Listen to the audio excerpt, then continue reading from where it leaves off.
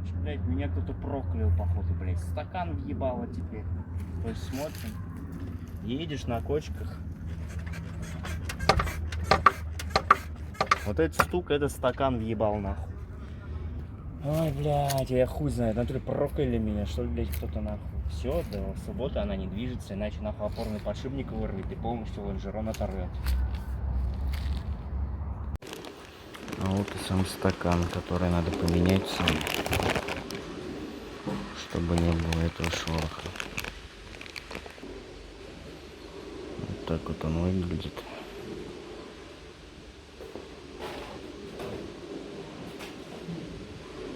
Опять машину поднимаем, донкратим, то есть на подъемник. Откручиваем колесо и снимаем стойку. Сейчас покажу, что сломало. Ну, кто шарит, тот понял уже. Это пыльник, стакан опорный, его по-разному называют. Я считаю, это пыльник, короче.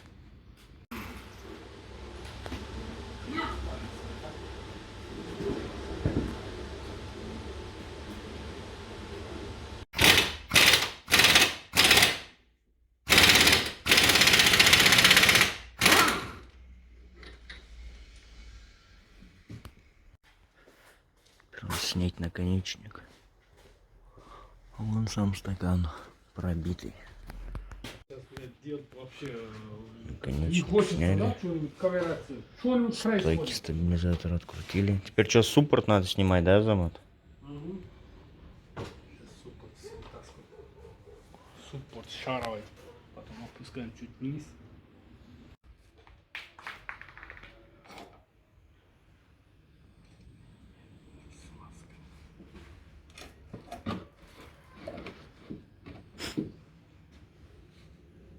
Осталось только опорник открутить сверху, да? Вот это так.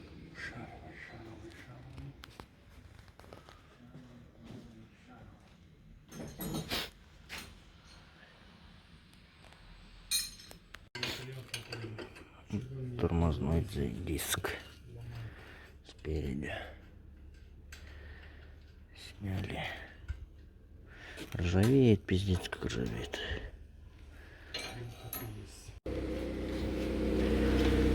Ну и вот причина, почему бьет. Вот видите, блестит. За этого шорох создается. Сейчас сжимаем пружину.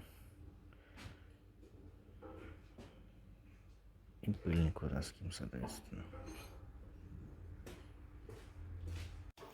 Болт откручиваем.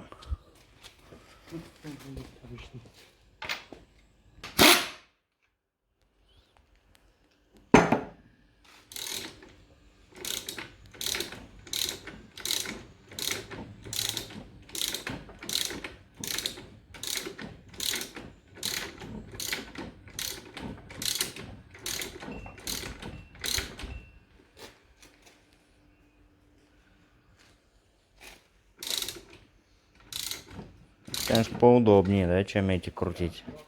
Штыри, блядь.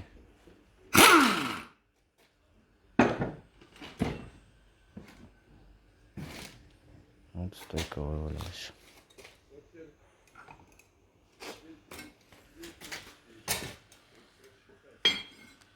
Вот ебаный стакан, блядь, который сломал, он его вывернул. Эту резинку, получается, все разорвало. Но стакан, по-моему, не лопнул, блядь, сам. А нет, то же самое, он вырвал его.